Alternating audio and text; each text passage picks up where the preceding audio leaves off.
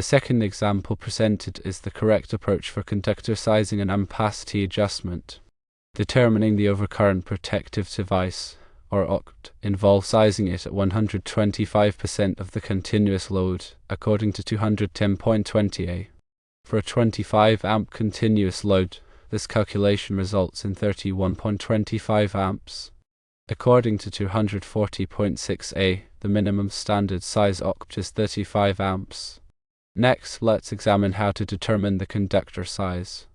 Before applying any adjustment factors, the conductor ampacity must be equal to or greater than 125% of the continuous load. In this case, that is 31.25 amps. Since there are 4 current-carrying conductors in the raceway, the ampacity adjustment factor from table 310.15b2 applies. The adjustment factor is 0.80. To account for the adjustment factor, the computed load, 31.25 amps, is divided by the adjustment factor, 0.80. This gives a required ampacity of 39.6 amps. Now we can select the conductor. Using the 60 degrees Celsius ampacity values in table 310.16, an 8 American wire gauge THWN conductor with an ampacity of 40 amps meets the required ampacity. Therefore, an 8 American wire gauge THWN conductor protected by a 35 amp OCT is the correct solution. In summary, firstly, calculate the continuous load at 125%. Secondly, determine the minimum standard size OCT based on the calculated load. Thirdly, ensure the conductor ampacity before adjustments is sufficient for the continuous load. Fourthly, apply the appropriate adjustment factors based on the number of current-carrying conductors.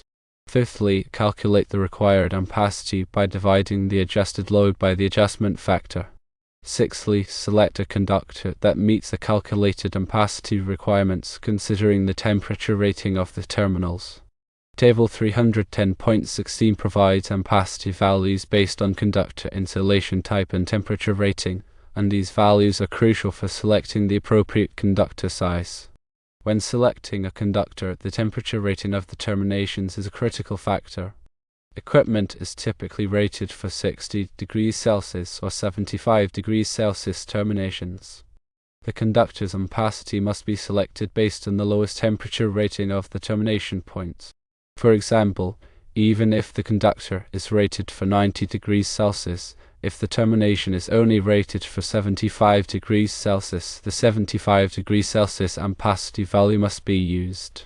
This ensures that the terminations do not overheat, which could lead to insulation breakdown and potential safety hazards.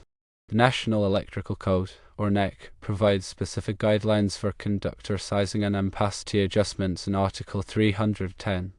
This article covers the requirements for conductors used in electrical installations, including ampacity, temperature ratings, and adjustment factors. It is essential to consult the latest edition of the NEC to ensure compliance with current regulations.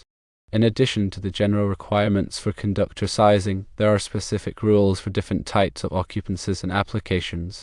For example, in dwelling units, the NEC has special provisions for service entrance conductors and feeder conductors. These provisions are designed to ensure that the electrical system is adequate for the expected load. Similarly, for commercial and industrial installations, the NEC has requirements for motor circuits, lighting circuits, and other specialized applications. Understanding these specific requirements is essential for designing and installing safe and reliable electrical systems. The ampacity of a conductor is the maximum current in amps that a conductor can carry continuously under specific conditions of use without exceeding its temperature rating. The ampacity of a conductor is affected by several factors, including the conductor size, insulation type, ambient temperature, and the number of conductors in a raceway or cable. Table 310.15 in the NEC provides ampacity values for various types of conductors under different conditions. These ampacity values are based on the assumption that the conductors are installed in a raceway or cable with no more than 3 current-carrying conductors. When there are more than 3 current-carrying conductors in a raceway or cable, the ampacity of the conductors must be adjusted using the adjustment factors in Table 310.15b. These adjustment factors are designed to account for the increased heating that occurs when multiple conductors are installed together. The adjustment factors are based on the number of current-carrying conductors and the type of insulation. For example, if there are 4 to 6 current-carrying conductors in a raceway, the ampacity of the conductors must be reduced to 80% of their original ampacity. If there are 7 to 9 current-carrying conductors, the ampacity must be reduced to 70%, and so on. These adjustment factors are cumulative, so if there are multiple adjustment factors that apply, they must be multiplied together. For example, if a conductor is installed in an ambient temperature that is higher than 30 degrees Celsius, the ampacity of the conductor must be adjusted using the correction factors in Table 310.15b. These correction factors are based on the ambient temperature and the type of insulation. The correction factors are typically less than 1.0, so they reduce the ampacity of the conductor. When selecting a conductor, it is important to consider the voltage drop in the circuit. Voltage drop is the reduction in voltage that occurs as electricity flows through a conductor. Voltage drop is caused by the resistance of the conductor and the current flowing through it. Excessive voltage drop can cause equipment to malfunction or operate inefficiently. The NEC recommends that the voltage drop in feeder and branch circuits should not exceed 3%. To calculate the voltage drop in a circuit, you need to know the length of the conductor, the current flowing through it, and the resistance of the conductor. The resistance of a conductor depends on its size, material, and temperature.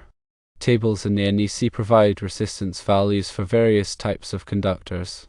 To minimize voltage drop, you can use larger conductors, shorter circuit lengths, or conductors with lower resistance. Parallel conductors can also be used to reduce voltage drop in high current circuits. When installing conductors in parallel, it is important to ensure that they are the same size, material, and length. The NEC also has specific requirements for the termination of conductors.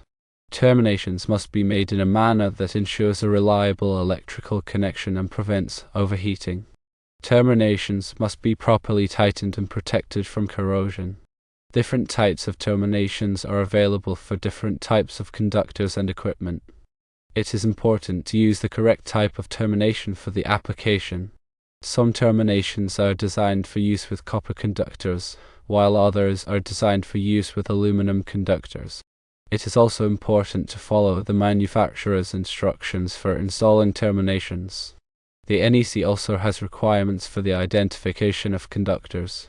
Conductors must be identified by color coding or other means to indicate their purpose. For example, the grounded conductor, or neutral, must be identified by a white or gray color. The equipment grounding conductor must be identified by a green color or a green color with one or more yellow stripes. The ungrounded conductors, or hot wires, can be any color other than white, gray, or green. Color coding helps to prevent accidental connections that could cause a short circuit or other electrical hazards.